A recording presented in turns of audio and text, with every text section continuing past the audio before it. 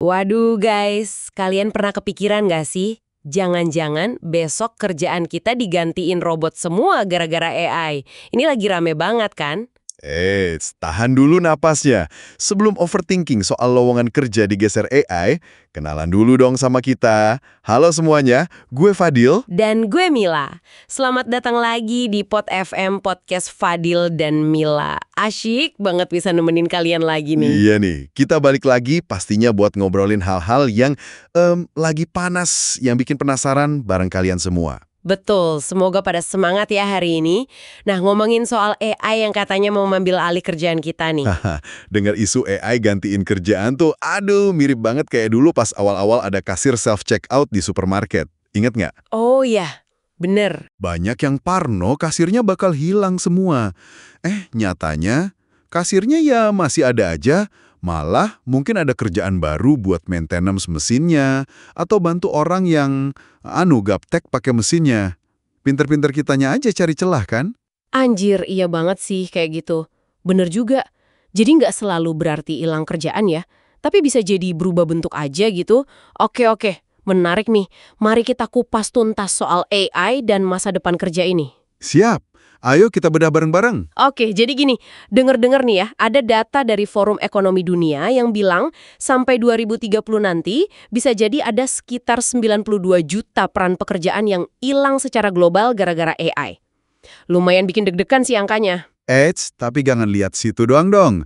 Di laporan yang sama itu juga disebutin bakal ada 170 juta peran baru yang muncul. Justru nambah sekitar 78 juta kerjaan baru secara global kan?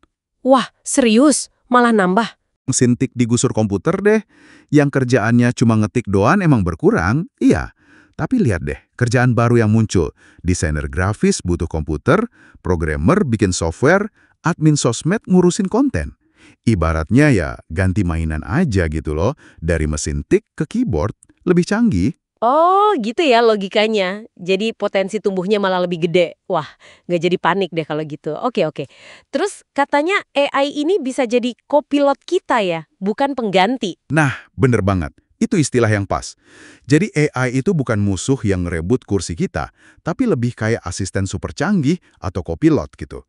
Dia bantuin tugas-tugas yang, ya ampun, repetitif, yang makan waktu, yang bikin bosen lah pokoknya. Contohnya apa tuh? Kayak gimana? Misalnya nih, nyortir ribuan data email, atau bikin rangkuman awal hasil meeting. Kerjaan gitu kan lumayan makan waktu ya. Iya sih, benar. Terus kita ngapain dong kalau gitu? Enak dong. Ya kita jadi bisa fokus ke kerjaan yang lebih manusiawi, mikir strategi jangka panjang, brainstorming ide-ide gila yang kreatif, atau ya bangun hubungan baik sama klien. Hal-hal yang butuh sentuhan manusia gitu. Malah katanya nih, pakai Gen AI itu rata-rata bisa hemat waktu kerja sampai 2 jam seminggu. Lumayan banget kan? Wah, 2 jam seminggu. Itu sih anugerah banget. Kerja jadi lebih efisien, waktu luang bisa nambah. Keren. Betul. Ibaratnya gini deh. AI itu kayak food processor super canggih di dapur.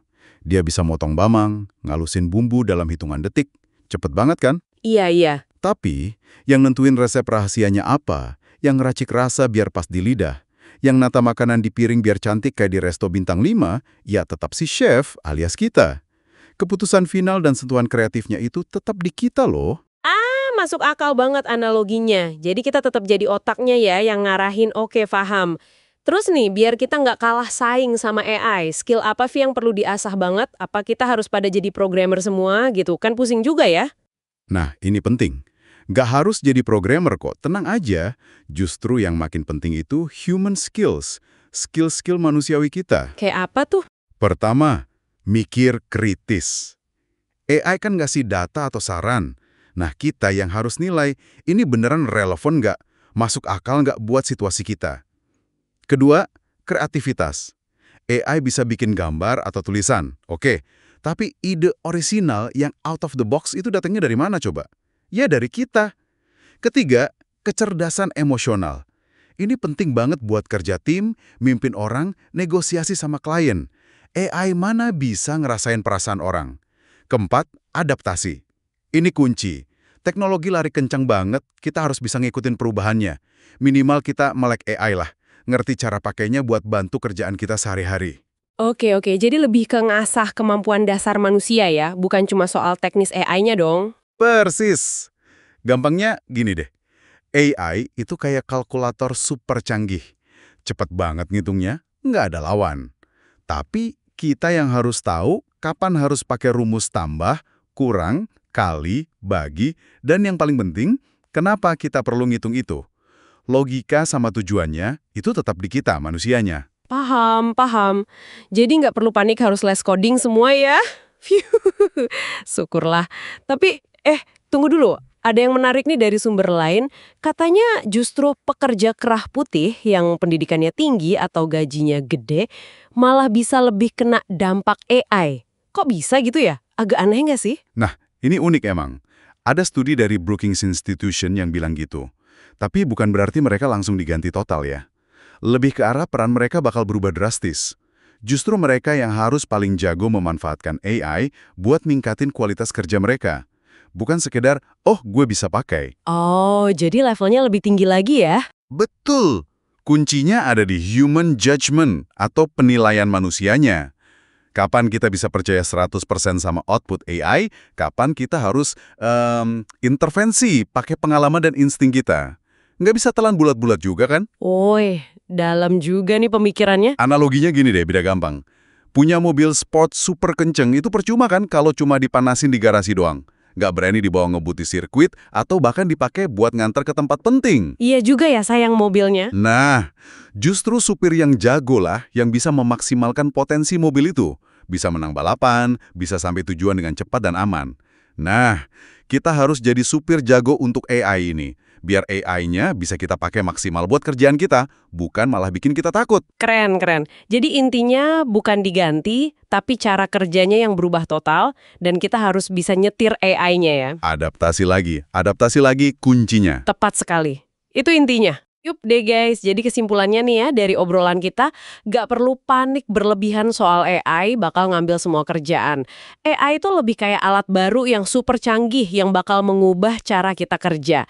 Yang penting kitanya mau belajar, mau beradaptasi, dan terus ngasah skill-skill manusiawi kita tadi. Yup, lihat peluangnya deh, jangan cuma fokus sama takutnya aja. Malah bisa bikin kita lebih produktif dan fokus ke hal-hal yang lebih strategis dan kreatif kan? Intinya, jangan jadi kayak dinosaurus pas zaman es datang, malas adaptasi, ya udah deh, punah. Mending kita jadi kayak bunglon. Bunglon gimana tuh? Ya fleksibel aja, ganti warna sesuai situasi. Santuy, tapi tetap gercep gitu loh. Hahaha, bener banget. Harus jadi bunglon zaman now. Oke deh, jadi penasaran nih, kalian sendiri gimana pengalamannya pakai AI di kerjaan? Atau punya pandangan lain soal ini? Boleh banget loh sharing di kolom komentar sosial media kita. Bener banget. Yuk, diskusi. Kita juga pengen denger dari kalian. Makasih banyak ya udah dengerin Pod FM hari ini. Jangan lupa pantengin terus podcast Fadil dan Mila buat obrolan seru lainnya ya. Sampai jumpa di kesempatan berikutnya. Dadah semua, tetap semangat.